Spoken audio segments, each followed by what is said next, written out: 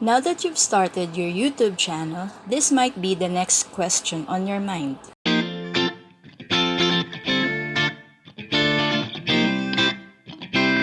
Hello there, I'm Elena and welcome to my e-class in Bytes, a channel dedicated to educate, to explore, and to empower through tips and how-tos for the new normal. Thanks for being here. If you're not yet a subscriber, I appreciate that you click that subscribe plus the bell to be notified of my videos every week. As someone who is new to YouTube, I have met several amazing people who are also trying this journey. One of them is a fellow educator all the way from Russia, Ilnur. He has 15 years of education experience and his channel covers various topics about education. I have learned other important education-related concepts from watching his videos. I will put the link to his channel on the description below, and I'll very much appreciate that you head over to his channel after watching this video. This is the last part of my YouTube for Beginners series that I have this month. If you haven't seen the other videos, the link to the playlist will appear in the info card and this video's end screen. So be sure to stick around till the end because you will definitely learn something valuable from this episode. It's been almost 2 months since I decided to take my channel seriously. I started with barely 20 subscribers on the first week of September, and most of them are my family, friends, relatives, and co-workers who were obliged to subscribe to this channel. Now that you have decided on your channel name and started uploading your videos, your next goal might be how to gain your first 100 subscribers. If you're just starting with a few subs or even 0, you might think that it's impossible. That's what I thought too, but I was wrong, cause it is possible.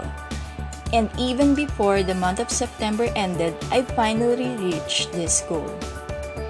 I'm the living proof that it can be done, and here are the steps that I personally did to achieve this milestone. Step number 1. Consistency. Set a schedule of your video uploads. The minimum is 1 video per week, and if you can make it higher, much better. Being consistent and showing up on schedule will make you look more professional as a content creator. As you continuously upload on your channel, the YouTube system picks it up and starts showing your videos to other people who can be your potential subscribers. Step number 2. Keep your audience in mind. I've mentioned this in one of my videos on this series, Finding Your Target Audience. Once you've determined who they are, you have to research of videos that you think your audience will need. As business saying goes, the customer is always right. In YouTube, it's follow your audience. Because your target audience are the ones that will give you those views and watch time. And if they enjoyed your content, they may be converted into subscribers. Step number 3. Topics, thumbnails, titles, and tags. These 4 T's are essential in setting up your videos. On the previous step, I've explained the importance of topics suited to your audience. Personally, I list them down every time something comes up in my brain so that I won't forget and run out of video ideas. Thumbnails are the first thing your audience will see. It's like a billboard for your video. You need to catch their attention so that they will click on it to watch your video. Your titles should always match your thumbnails to show consistency and relevance. Putting tags in your description and setting it up right will help the YouTube system determine the audience whom they will show your videos to.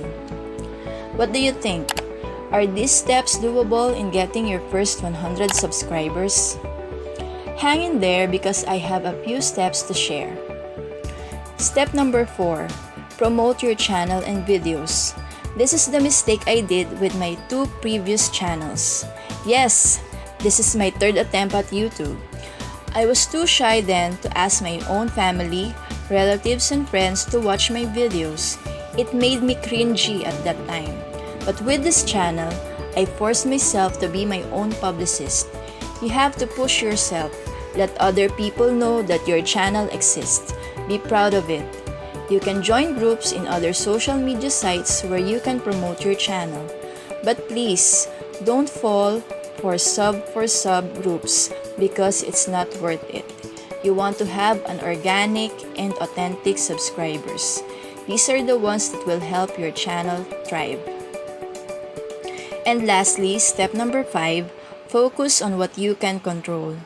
Don't be too caught up with your numbers or analytics.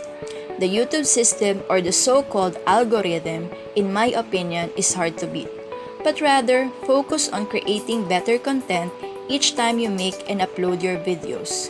You always have to remember your why. Why did you start this channel? Focus on what you can give, not what you can gain. I may sound preachy, but in my experience, these were the steps that worked for me. Each journey is unique, and never compare your milestones with others. Most importantly, believe in yourself and in your channel that it will succeed. These are the steps I want to share with you in order to get the first 100 subscribers of your channel. I am not an expert at this because I am still learning a lot from this journey. But like what I've said, this is possible to achieve. More tips on YouTube for beginners here on my channel. Be sure to watch and learn something from these videos. Share them with other people you know. Click subscribe too. Always remember to make every choice better. See you next time.